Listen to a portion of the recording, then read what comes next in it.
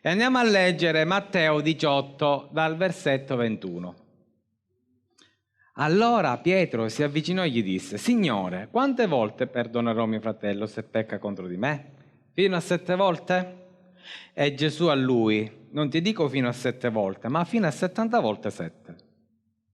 Perciò il regno dei cieli è simile a un re che vuole fare i conti con i suoi servi.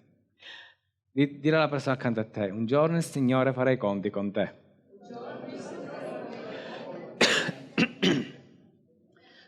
Quando era Nico, non vi sedete che non ho finito. Ricordate quando eravate piccoli che combinavate qualche marachella e vostra mamma o vostro papà con uno sguardo dolce, amorevole, si girava con gioia verso di voi e vi diceva: appena arriva a casa ne facciamo i conti. Ecco. E poi a casa cominciamo i conti. Continuiamo. Quindi questo ascoltate perché è importante, oggi è importante. Avendo cominciato a fare i conti, gli fu presentato uno che era debitore di 10.000 talenti. E poiché quello non aveva i mezzi per pagare, il suo signore comandò che fosse venduto lui con la moglie e i figli e tutto quanto aveva, e che il debito fosse pagato. Perciò il servo, gettatosi a terra, gli si prostrò davanti dicendo: abbi pazienza con me e ti pagherò tutto. Il signore di quel servo, mosso a compassione, lo lasciò andare e gli condonò il debito. Ma quel servo, uscito, trovò uno dei suoi conservi che gli doveva 100 denari e afferratolo lo strangolò dicendo: paga quello che devi. Perciò il conservo, gettatosi a terra, lo pregò dicendo: abbi pazienza con me e ti pagherò. Ma l'altro non volle, anzi andò e lo fece imprigionare finché avesse pagato il debito. I suoi conservi, veduto il fatto, ne furono molto rattristati e andarono a riferire al loro signore tutto l'accaduto. Allora il suo signore lo chiamò a sé e gli disse: servo malvagio, io ti ho condonato tutto quel debito perché tu me ne supplicasti. Non dovevi anche tu aver pietà del tuo conservo, come io ho avuto pietà di te? E il Signore, adirato, lo diede in mano agli aguzzini, fino a quando non avesse pagato tutto quello che gli doveva. Così vi farà anche il Padre mio celeste, se ognuno di voi non perdona di cuore al proprio fratello. Amen. Vi potete sedere. Oggi parola potente. Allora, questo servo ha vinto la lotteria. Voi, quando eravate piccoli, mai avete comprato un gratta e vinci? Immaginate uno che ha una grande aspettativa, no? Spera di vincere. Oh, gratta, gratta, gratta, gratta e vincete 1.000.000 di euro. Che fate nella vostra vita? La vostra vita cambia perché avete vinto 1.000.000 di euro, anche con 500.000 euro veramente. Dico, qualcuno di noi si sarebbe accontentato anche con 5.000 euro. Però, quale può essere questo condono? Perché ha vinto la lotteria, sapete quando gli ha condonato questo signore a questo servo? Più o meno 2.500.000 di euro. Una cifra enorme. Tra l'altro, questo tizio come ha fatto a fare questo debito? Sapete come poteva ripagarlo? Ma non poteva ripagarlo con la sua vita, cioè doveva diventare schiavo lui, sua moglie, i suoi figli e doveva vendere tutto. Tra l'altro, a secondo come funzionava il Medio Oriente, la schiavitù durava a vita, si tramandava da padre in figlio, quindi era una cosa impagabile, diventavi schiavo di quel re. Questo però era servo, non era schiavo. Schiavo ci diventava perché doveva ripagare un debito. Ognuno di noi però, come abbiamo detto all'inizio, si presenterà un giorno davanti a Dio e Dio farà i conti con noi, no? A Camorra dice: appena arriva a casa ne facciamo i conti. Ok? Dio ha questo atteggiamento con ognuno di noi, ma non soltanto con ognuno di noi, con tutta l'umanità, del passato, del presente e del futuro. Dio guarda ognuno di noi e dice: appena è ora ne facciamo le conte. Tremate, gente, perché il debito che noi abbiamo con Dio è impagabile. Non lo possiamo pagare il debito. Quindi,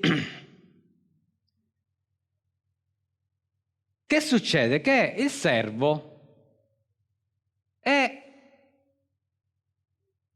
abbonato, cioè tutto il debito gli viene condonato. Perché gli viene condonato il debito? Perché perché questo re all'improvviso ha compassione, gli si stringe il cuore e decide di condonare il debito. Questo rivela un aspetto di Dio che è importante, cioè che Dio guarda il nostro debito, ma nello stesso tempo sa anche che non possiamo pagarlo. Dio lo sa che noi non possiamo pagare. E Dio ha trovato una soluzione per noi che è Gesù. Cosa doveva fare? Questo servo perlomeno doveva essere grato, doveva avere un atteggiamento di gratitudine, di gioia. Non lo sa, uno che gli viene condannato 2,5 milioni di euro. Minimo saltava dalla gioia, andava in giro dicendo che buono questo re, che bravo questo re, che magnifico il nostro re, non c'è nessuno come lui, invece diventa un pochino... Sappiamo tutti quello che diventa. Versetto 28, ma quel servo, uscito, trovò uno dei suoi conservi che gli doveva 100 denari. E afferratelo lo strangolò dicendo, paga quello che devi. Quindi uno che esce, condonato da una situazione, si attacca ad un cavillo cretino di, abbiamo detto, 100 denari, che più o meno equivale a 5.000 euro. Il cuore di questo servo non era un cuore secondo Dio, anzi, tra l'altro, non è stato neanche toccato dalla grazia ricevuta, ha fatto finta di niente. Paradossalmente pare che l'abbia pure disprezzata. Perché? Perché il suo cuore era malvagio. Però consideriamo che è diventato libero, non era più schiavo. Era libero prima perché aveva un debito ed era legato dal debito. Non era libero perché il re lo voleva far diventare servo, ma quando il re gli ha condonato il debito è diventato una persona libera. Ok, quindi noi veniamo liberati e siamo veramente liberi quando riceviamo il condono da parte di Dio. Questo condono ha una parola particolare, si chiama grazia. Avete presente il Presidente della Repubblica quando c'è un carcerato e lo vuole graziare, lo vuole liberare, gli fa la grazia, lo libera, diventa una persona libera. È vero che qua parla di perdono, ma il perdono presume che la colpa non viene cancellata. Resta nel perdono, io mi ricordo che tu mi hai fatto un torto, ma ti perdono. La grazia è qualcosa di più, la grazia cancella il debito, cancella la colpa. Gesù ha cancellato la nostra colpa, Gesù ha cancellato la tua colpa, non c'è più il debito, non è qualcosa che Dio mette da parte e ti dice no vabbè non ti preoccupare, ti perdono, poi me li dai piano piano, quella è una forma di perdono. Ma la grazia vera e propria cancella completamente il debito, non c'è più e diventiamo persone libere. Minimo noi dovremmo imitare questo re. Se abbiamo vinto 2,5 milioni di euro, 5.000 euro non ci cambiano la vita. Non abbiamo più un debito con Dio, quindi gli altri non devono avere più debiti con noi. Perciò il conservo, gettatosi a terra, lo pregò dicendo, abbi pazienza con me e ti pagherò. L'aspetto particolare di questo signore che probabilmente lui pensava di diventare padrone di quell'altro servo. Ok, lui è stato liberato, gli è stato condonato il debito, gli è stato tolto il peso della schiavitù, ma nella sua mente c'era che, essendo una persona libera, poteva incatenare altri, poteva legare altri a sé.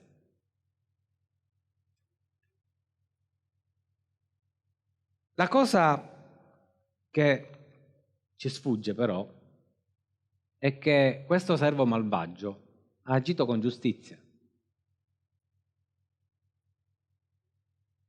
La legge gli dava la possibilità di fare quello che ha fatto. Lo sapevate? Non ha agito fuori legge.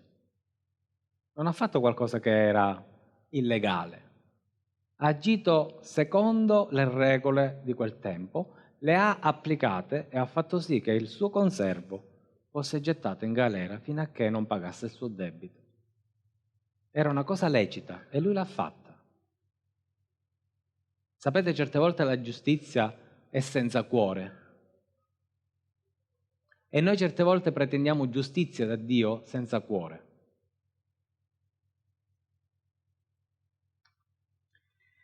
Quindi applicò la legge. Il problema però non era tanto la legge in sé, il problema era il cuore di questo servo, che era malvagio, spietato ed era anche impaziente.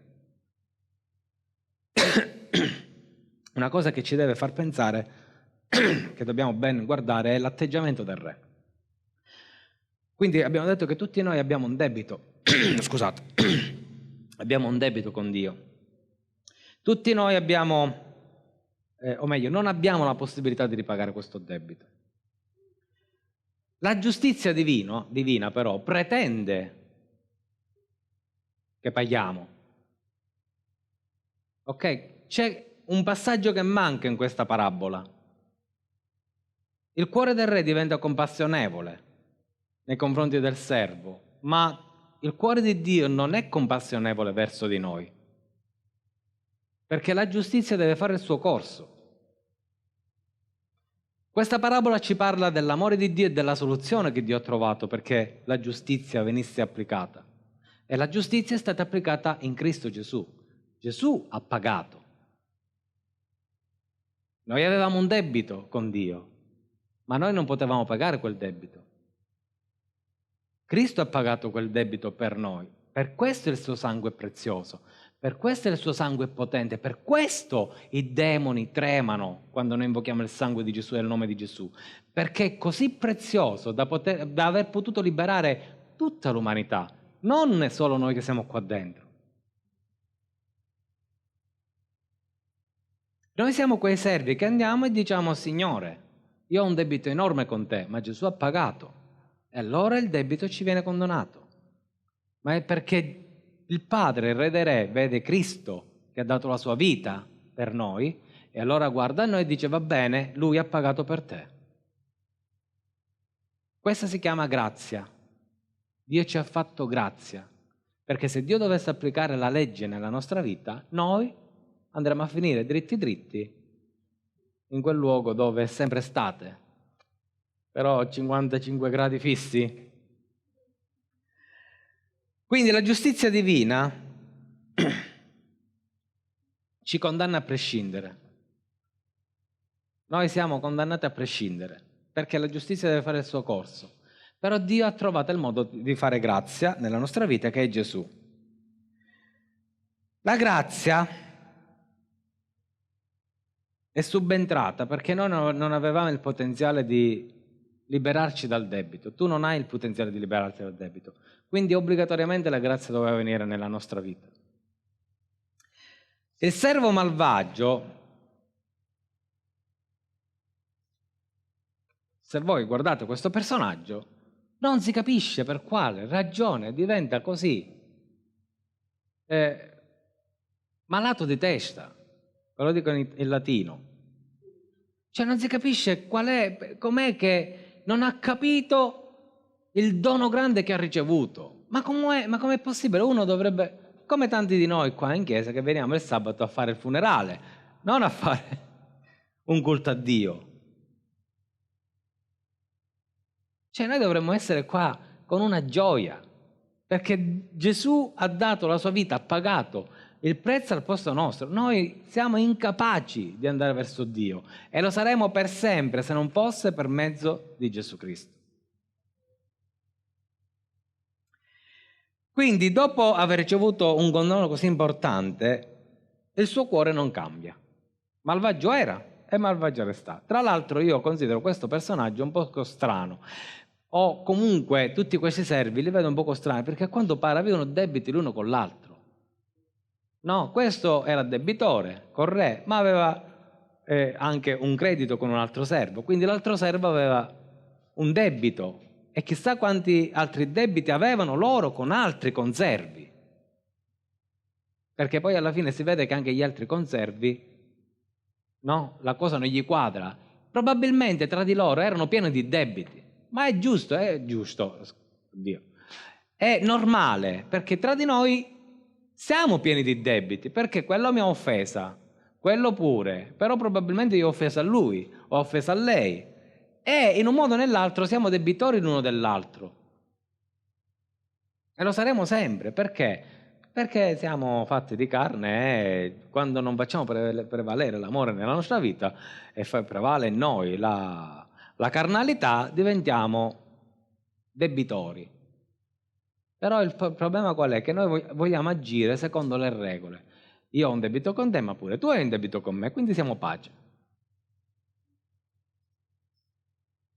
Però il tuo debito nei miei confronti è più grande, quindi non siamo pace. Tu sei stato più cattivo nei miei confronti di quando io lo sono stato con te.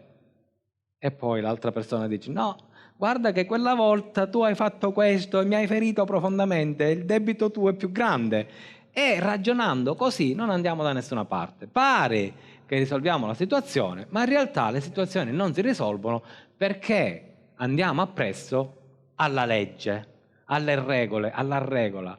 Oddio, non è che è male, perché uno bisogna parlarsi. No, questo re l'ha mandato a chiamare. Cioè, se tu sei debitore, paga. Quello gli ha detto: non posso. Anche l'altro, il conservo, cioè, se in questo momento non posso, pagherò. Tra l'altro quello voleva pagare, voleva liberarsi di quel debito. Cioè, parlare va bene, ma dobbiamo entrare in una ottica di grazia, di dare grazia, di abbonare le colpe. Chi ci perde, perde.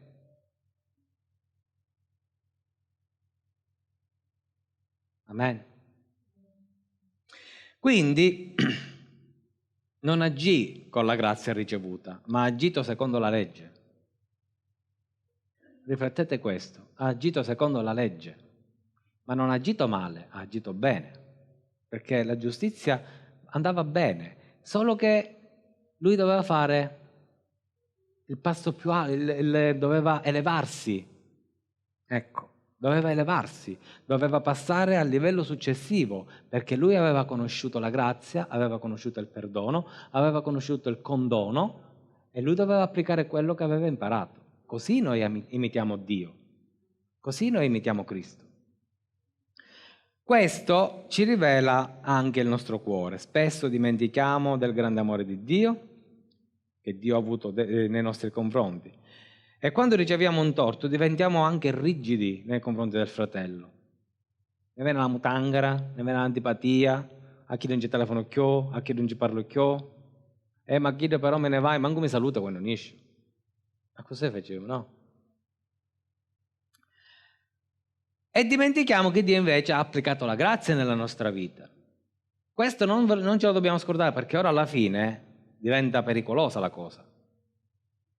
La continua ricerca della giustizia delle offese mostra il nostro cuore che non è trasformato dalla grazia. Quando noi siamo assetati di giustizia, che per forza io a quella glielo devo fare pagare, a quello gli devo fare capire che è sbagliato, noi non siamo maturi.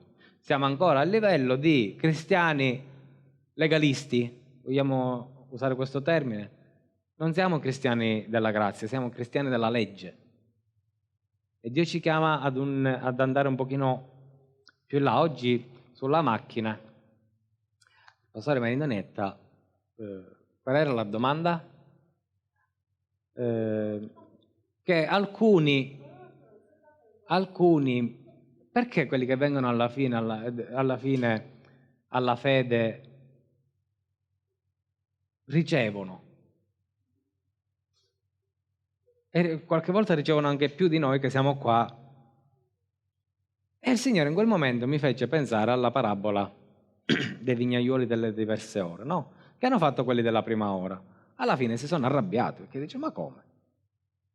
Quelli dell'ultima ora hanno preso quanto ho preso io. Io mi sono preso tutto il sole della giornata, tutta la mezza vigna mezza vigna l'ho fatta io. Lui ha fatto, se no, 4 filari, 2 filari, ha lavorato mezz'ora, perché l'ultimo è andato a prenderlo alle 5, quindi poteva lavorare un'altra oretta e mezza l'ultimo.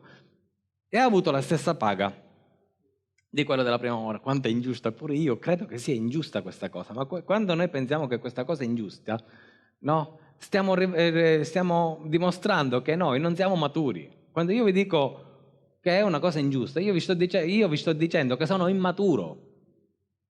Perché? Perché noi andiamo avanti con la giustizia. Andiamo avanti a giustizia, ma signora, la giustizia, la giustizia. Dio invece in quel caso ci ha dimostrato la grazia. Dio non dà secondo quello che facciamo. Dio dà secondo la nostra necessità, secondo la grazia. Ma guai se non fosse così. Ci siete? Dio dà secondo la grazia, secondo la necessità. Magari quello dell'ultima ora aveva da dare da mangiare pure a 20 figli. E Dio è buono, chi glielo deve dire a lui quello che deve fare con i suoi soldi, con quello che ha? In questo caso il vignaiuolo era buono. Che ci volete dire? Ha visto la necessità e ha voluto dargli. Quello della prima ora è diventato rigido. È diventato una persona legalista che cercava la legge, la giustizia. No, io ho lavorato tanto, almeno tu mi devi dare 5 volte di più, 6 volte di più, 10 volte di più. Quando noi andiamo con questo atteggiamento alla presenza di Dio, vuol dire che non abbiamo capito niente. Non abbiamo capito che Dio ci ha graziato. Perché se noi dovevamo andare, se Dio dovesse venire a noi con la stessa misura, non ci meriteremo manco un quattrino di salvezza, niente. Ora questo però ci fa pensare anche un'altra cosa. Che tu non sei qua per i tuoi meriti, cioè tu non ricevi amore da Dio perché sei più bravo a lodare, sei più bravo a cantare, perché non hai fatto questo peccato, perché non hai fatto quel peccato, perché ti sei comportata bene. Tu entri nell'ottica che non acquisti il favore di Dio, non lo puoi acquistare. Ma neanche, detto in siciliano, te la ruffianè. Non cerchi il suo favore in base al tuo comportamento. Sai che Dio ti ama a prescindere, sai che Dio ti dà a prescindere, sai che Dio ti provvede a prescindere. Perché è buono. Dice, ora possiamo fare tutto quello che vogliamo. No, perché se no non abbiamo capito niente della grazia. Diventiamo disgraziati in quel caso. Cioè uno che ha ricevuto grazia ma non approfitta della grazia ricevuta e diventa malvagio. Diventiamo come lui. Diventiamo servi e malvagi. Quando riceviamo grazia e facciamo quello che vogliamo nella nostra vita, vuol dire che non abbiamo capito la grazia. Continuiamo. La giustizia. Allora, la giusta conseguenza dell'applicazione della legge, che succede? Il servo voleva applicare la legge senza considerare la grazia. Il re applicò la legge verso il servo malvagio applicando il suo metodo di misura. Qual è il metodo di misura del servo malvagio? La legge. Per legge lui poteva prendere il suo conservo, buttarlo in galera e ricevere quello che aveva perso, o il debito. Benissimo, siccome è stato malvagio, il re lo ha preso e ci disse, ok, applichiamo la legge anche su di te, diventi schiavo tu, tutta la tua famiglia, moglie, figli, nipoti, se ce li aveva, e tutto quello che hai non ti appartiene più. E allora ci sorge il dubbio.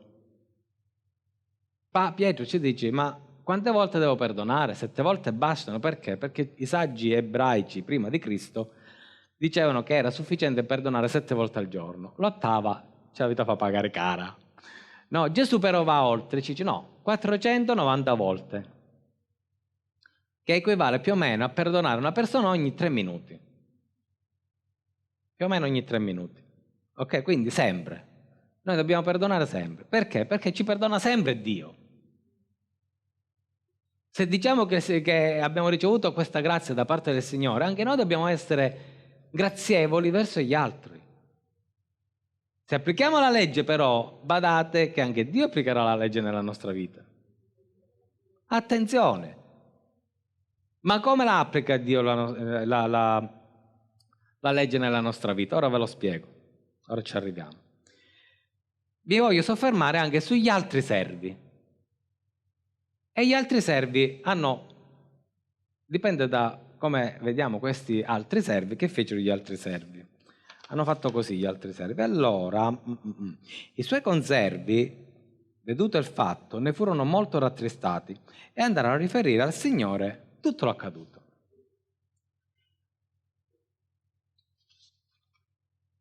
Questi conservi, tutti questi servi,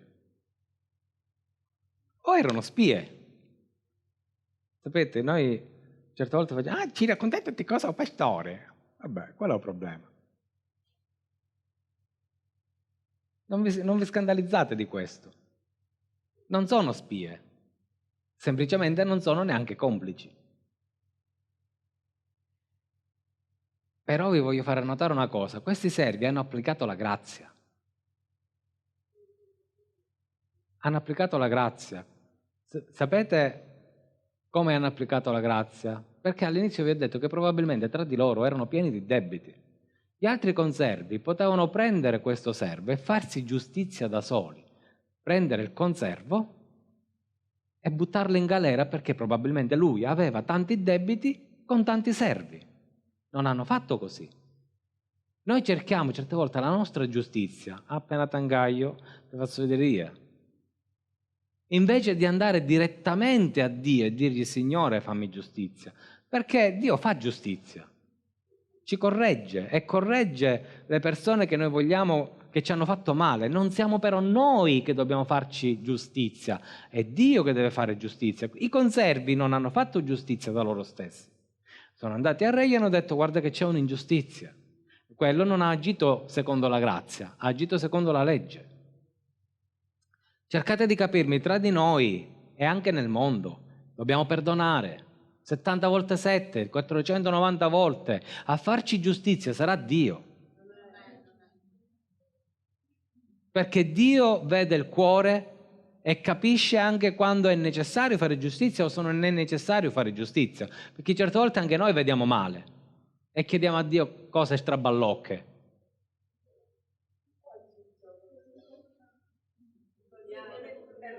Straballocche non si può dire? Straballocche. Quindi questi conservi hanno agito anche loro con la grazia, non si sono fatti giustizia da soli. Allora, poi concludendo comunque, quando non perdoniamo, allora Dio deve fare. Visto che noi siamo legalisti, Dio agisce legalista. E che fa? Come ha preso il... Perché Gesù che cosa ne dice? Guardate che Gesù dice una cosa gravissima, dice così vi farà anche il Padre mio celeste se ognuno di voi non perdona di cuore il proprio fratello. Che cosa ha fatto il Padre celeste a chi non ha perdonato di cuore? E il suo Signore adirato lo diede in mano agli aguzzini fino a quando non avesse pagato tutto quello che gli doveva. Cadde in mano agli aguzzini.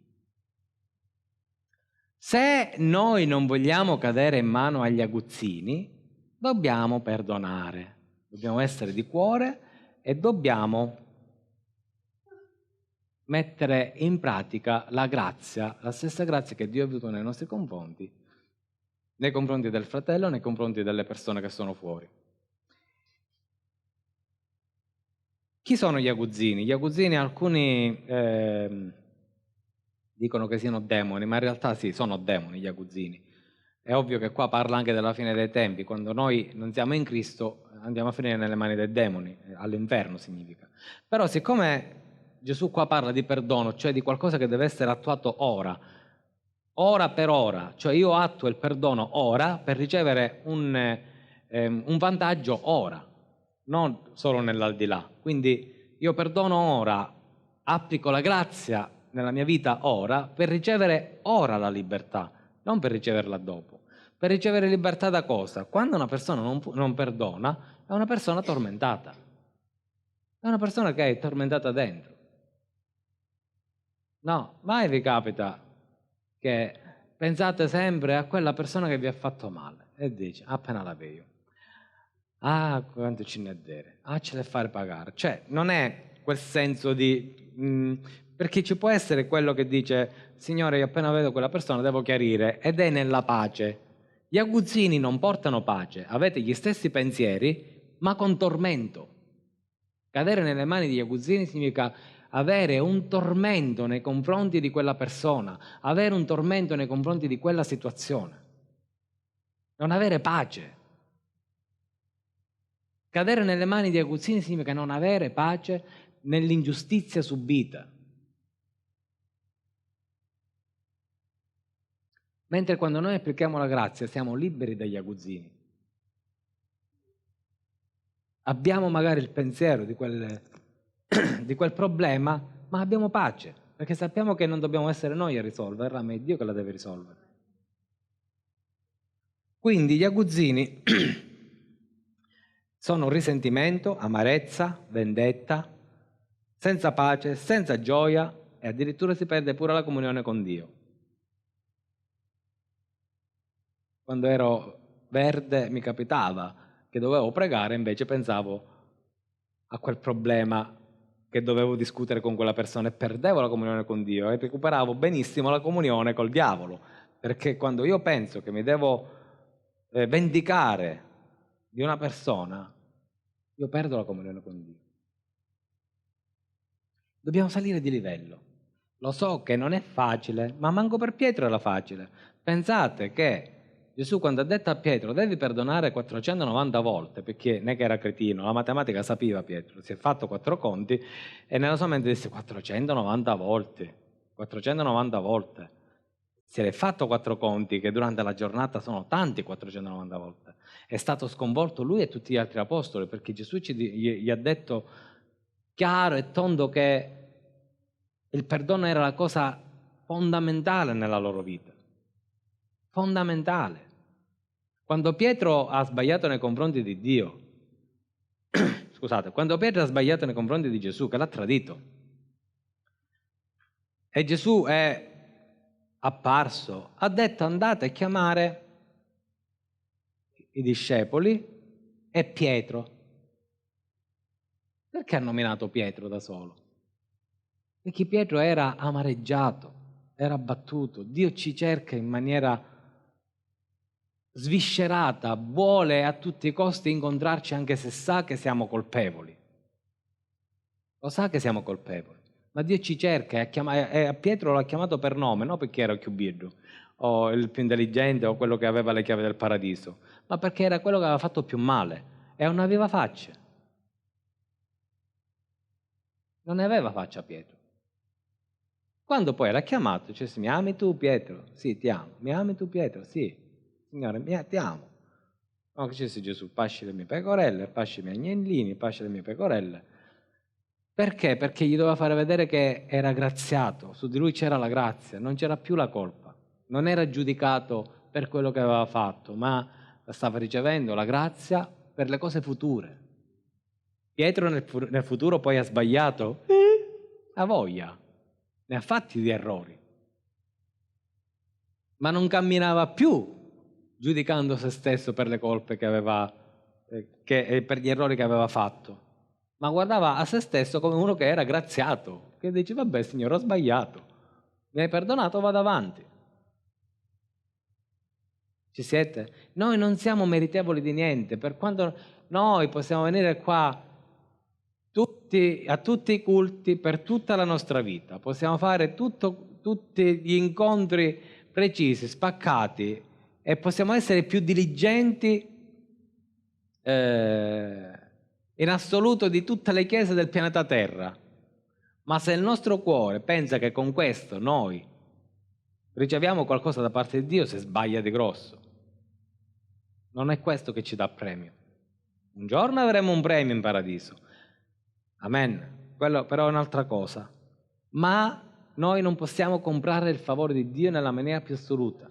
Tra l'altro questo ci fa pensare anche che se sbagliamo non perdiamo neanche la grazia di Dio. Ok? Né ce la possiamo comprare, ma neanche la perdiamo. E ce lo dimostra questa parabola del servo spietato.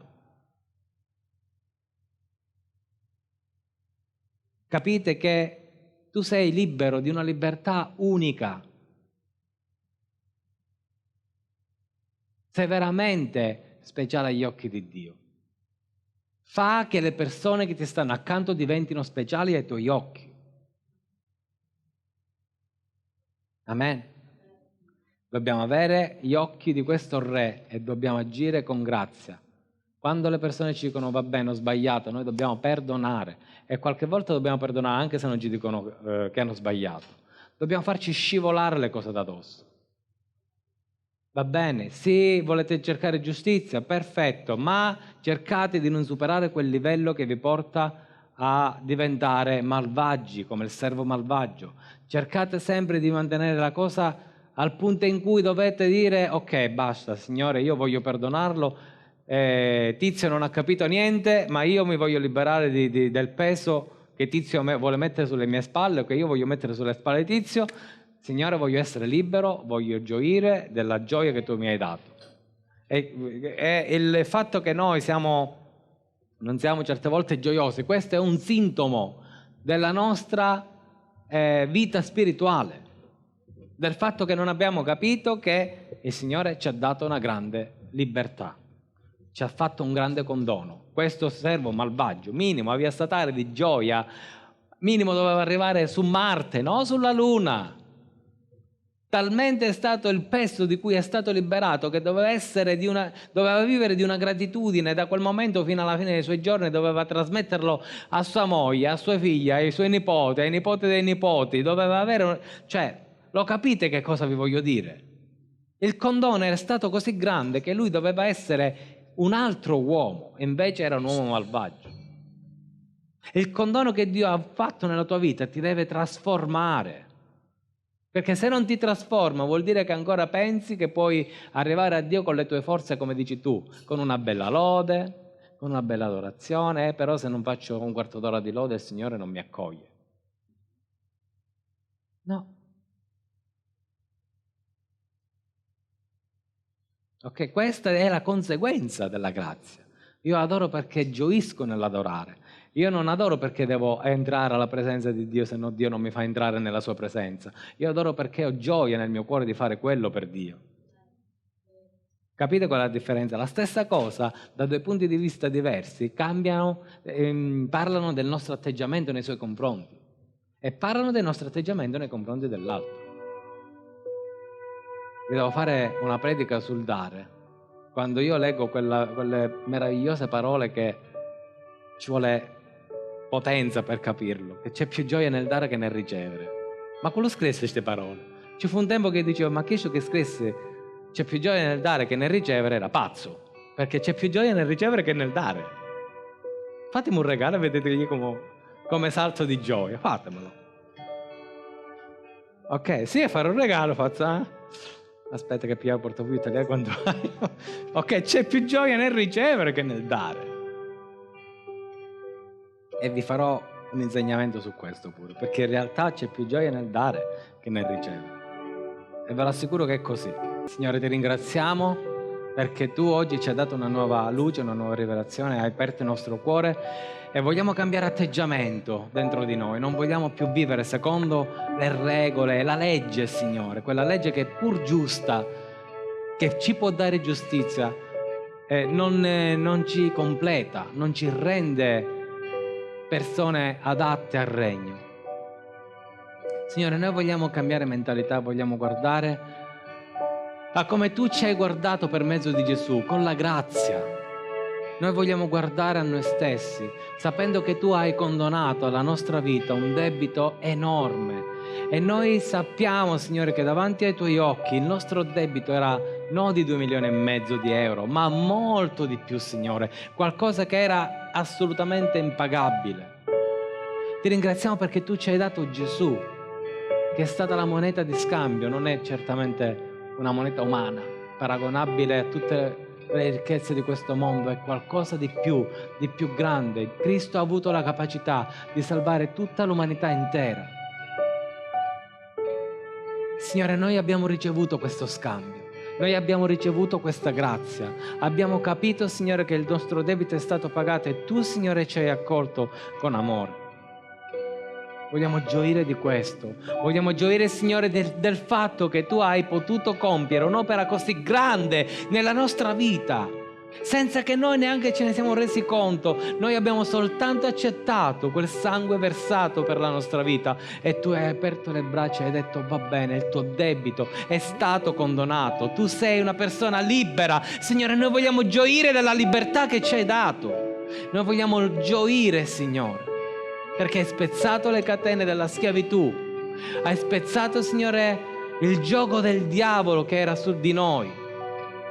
Grazie, Signore, perché tu ci hai legato a te non con catene, ma con un gesto d'amore, non con la forza, ma con la tenerezza, non guardando alla legge giusta, ma guardando alla grazia che è superiore alla giustizia. Ti ringraziamo, Signore, perché solo tu potevi fare una cosa così grande e così meravigliosa. Solo tu potevi, Signore, liberarci dal peso del nostro peccato.